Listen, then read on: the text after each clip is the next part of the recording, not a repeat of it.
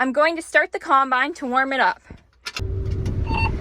There we go. Hello, welcome to Kate's Egg. Today is the second day of harvest on our Montana farm. I'm driving combine.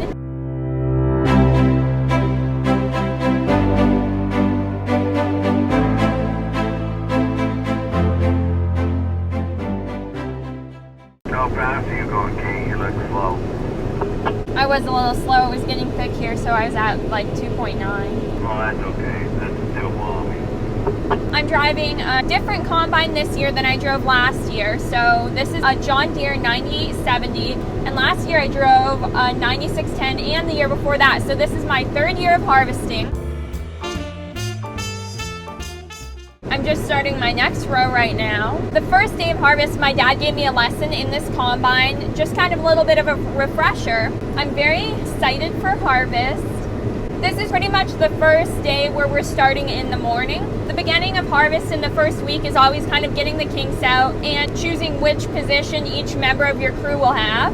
My dad is in the grain cart right now, training hopefully our new grain cart driver for this year. Right now I'm the only combine in the field because we also have to choose another crew member for combine. So we haven't done that yet, and there's just no one else to run it right now. I'm starting to get the hang of this different combine. It's pretty similar. It's kind of like riding a bicycle. You don't really forget. What's crazy though is I can go a lot faster with this combine, so the wheat swaths are pretty big, and I'm still going around 3.3 miles an hour. It's around 11 a.m. We didn't start until I would say 9:30, so we've just been going for a little while. I have not seen any wildlife today. I will keep you updated on that.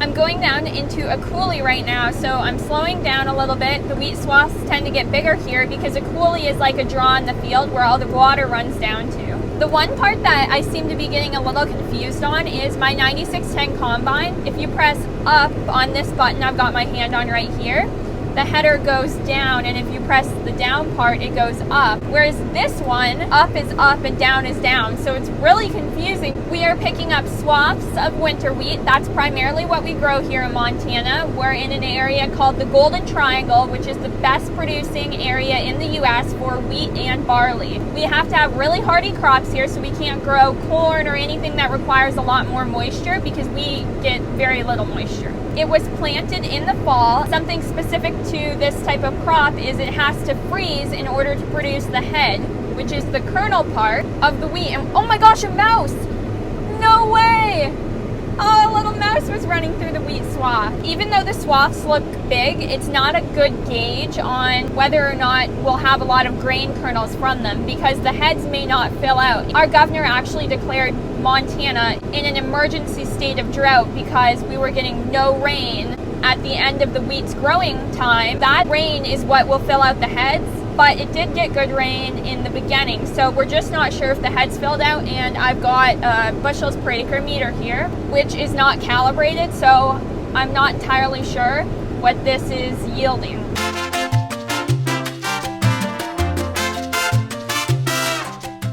JK, why don't you put your auger out and give me something to get underneath? I'm dumping right now. KK, you know to adjust the fill with your combine and not tell the cart guy, right? Yes. Putting my auger back in now. My dad's now done 2 dumps with the potential new cart person, but right now my dad is driving the tractor to kind of just explain to him how to do it. Now the cart's going to go dump in a semi, and actually Steve Wall, I did a trucking video with him, so that's kind of fun. My grandpa's driving by right now. I'm going about 3.1 miles an hour, and both my return auger and throwover meter are looking good. I'm a little bit under my maximum capacity, and I like to stay there the first day of harvest because you don't have a good feeling for your combine yet.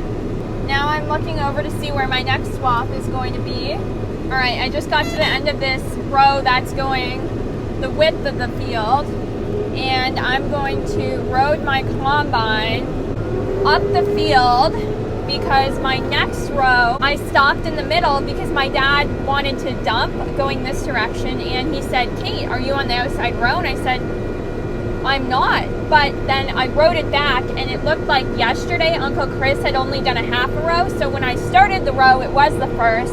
But when I was getting up to the top, it wasn't anymore. So it got a little bit confusing, and my dad's like, Kate, that's a rookie mistake. And I said, I know, I can't believe I did that. But then it ended up not being my mistake. So that's kind of what happens the first day of harvest, or in the first week of harvest.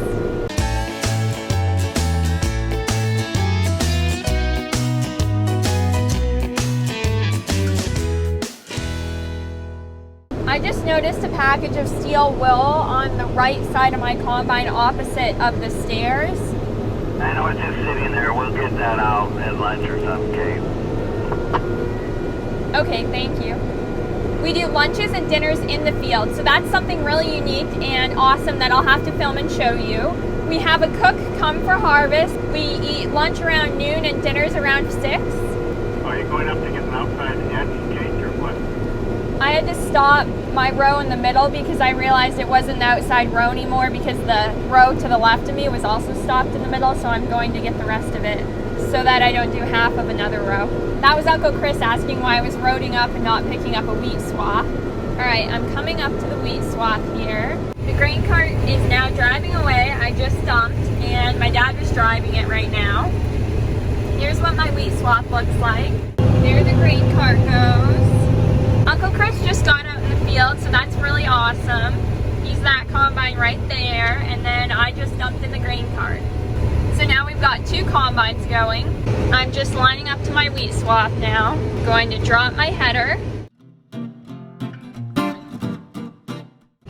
My grain tank was too full, so I had to stop. And if you can see in that back window, that's my grain. So it was getting really full, and my grain tank buzzer's been going off.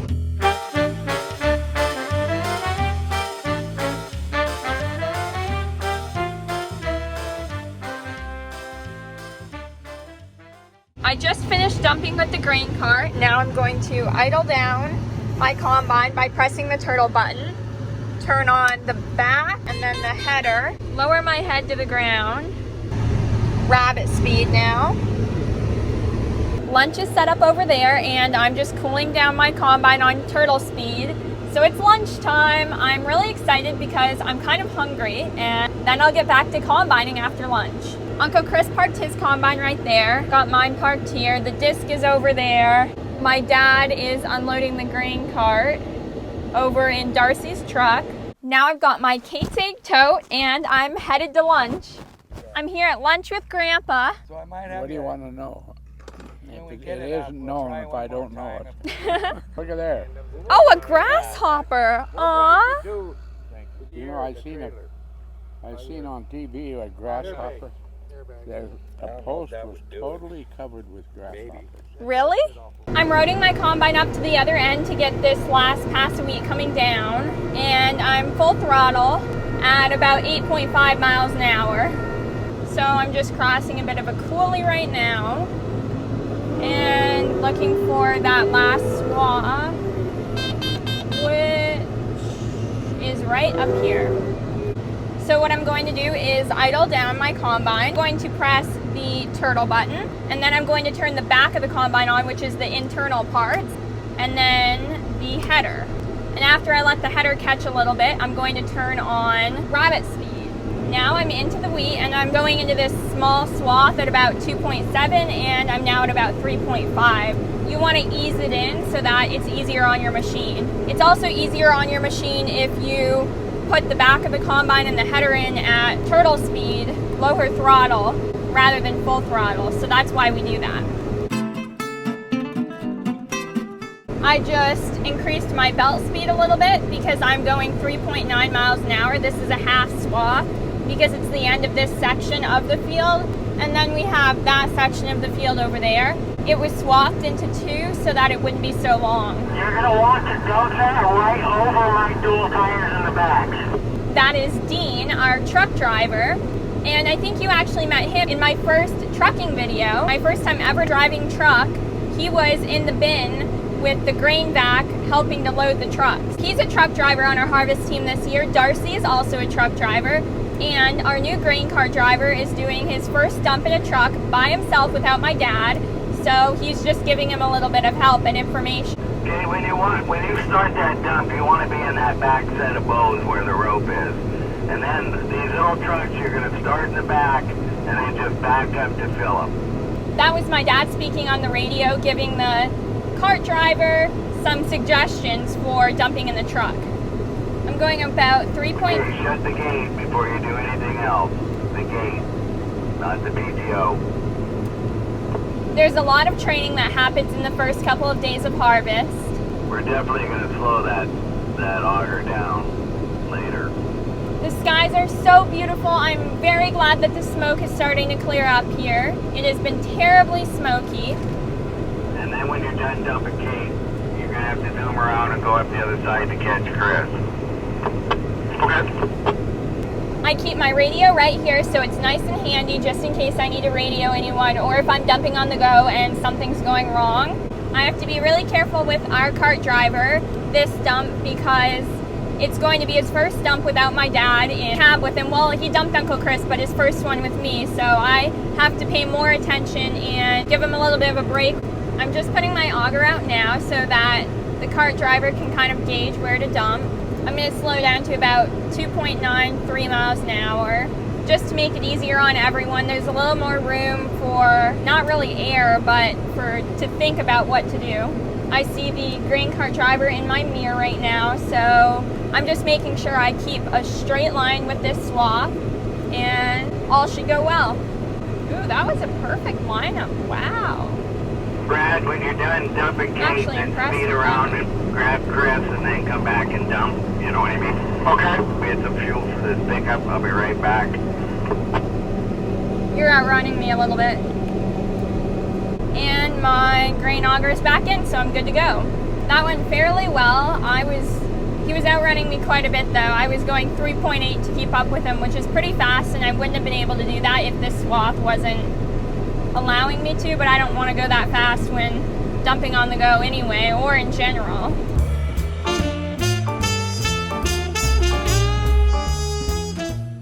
Since it's so far out in the country here, you never see anyone, and then harvest time, there's so much traffic and a lot of things happening all the time.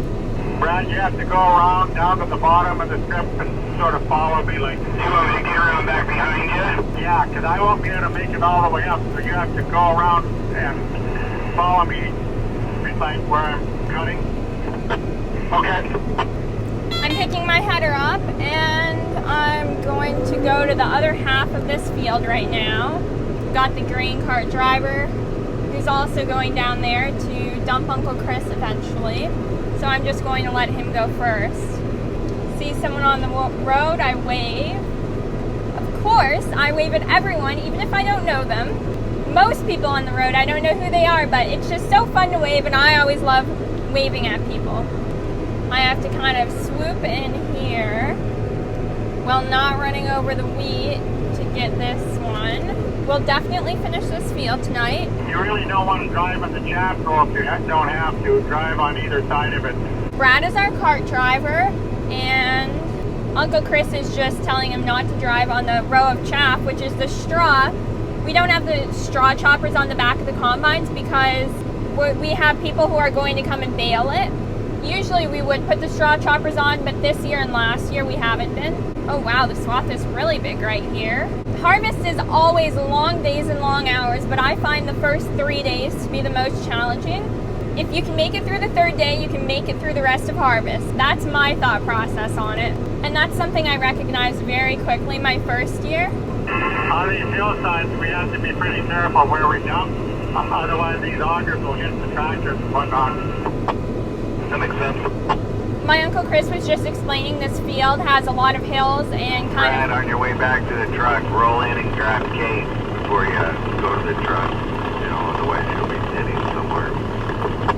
My Uncle Chris was explaining to our cart driver that we have a lot of coulees and hills in this field, and if you're on an angle in the combine and the cart is on a different angle, the auger of the combine will hit the cart, which is never good. You definitely don't want that to happen. So we have to be careful and make sure we're dumping on flat, even areas. Kate, will you be able to make it for Brett up to Brad? I think I will. Brad, why don't you just hang out there till Kate, and then Kate can dump with you there, and then you can go. Okay, sounds good. Yes, I think I'll make it. We don't have any barley to cut this year. We only have wheat, so most of it's winter wheat that we'll be picking up, and it will be swathed, and then we have a little tiny bit of spring wheat. We also have a lot of lentils, but we won't be harvesting those because they require different types of headers. I'm getting the hang of running this combine. It's very similar feeling to my 9610, except for it really goes so much faster with these huge swaths. I can't even believe it. I'm coming down in some heavy weed. Jay, somebody should wait and put the two combines together, because this is going to be complicated for him anyway. You know, and then he can take two dumps, go to the truck, and catch you guys. Big swaths here. I'm at 2.8 and I'm maxed out for my return auger and also my... You can go a little faster, Brad, as long as it's smooth. Throw over. A return auger is basically anything that doesn't get thrashed, meaning any kernels that didn't get the coverings off of them is sent back through the combine for a second round of thrashing, and then the throw over meter tells you how many kernels you're throwing out the back, because there's only so much the combine can do and so many kernels the combine can get out, which is most of them, but you do throw a little bit out the back with the chaff and the straw. So if you're pushing your combine too hard and going too fast, it can't process all of that wheat at once, and that's when you get high on your throw over meter. My temperature gauge looks good. I'm only on 3 bars of temperature. I've just now caught Uncle Chris in the combine, so we're close to each other now, which is a lot easier on our cart driver, so he can just come dump us both and then go back to the truck and dump, because his cart can't hold 3 full combine loads. Harvest has only just begun. There's going to be so many more fun and very exciting videos, so make sure to subscribe and stay tuned. Thank you so much for watching. I really hope you enjoyed today's video. It was our first full day of harvest on our Montana farm. Well, we just got done with dinner and we're going to finish up combining for the day. Make sure to like and subscribe to see more videos to learn about how your food gets to your table. Also follow Kate's Egg on Instagram, KATES_AG, and on Facebook, Pinterest, TikTok, pretty much everywhere else. You can also visit the Kate's Egg website, KATESAG.com, and purchase a Kate's Egg tote bag. And this is actually a picture of winter wheat swathed, and then this is a combine right here. I'm very excited for many more awesome harvest days to come. Okay, thank you so much for watching. Bye. Would you like to say bye to everyone? Bye. Bye. It's going good, thank you. How's it going up there? Well, good thing you're not.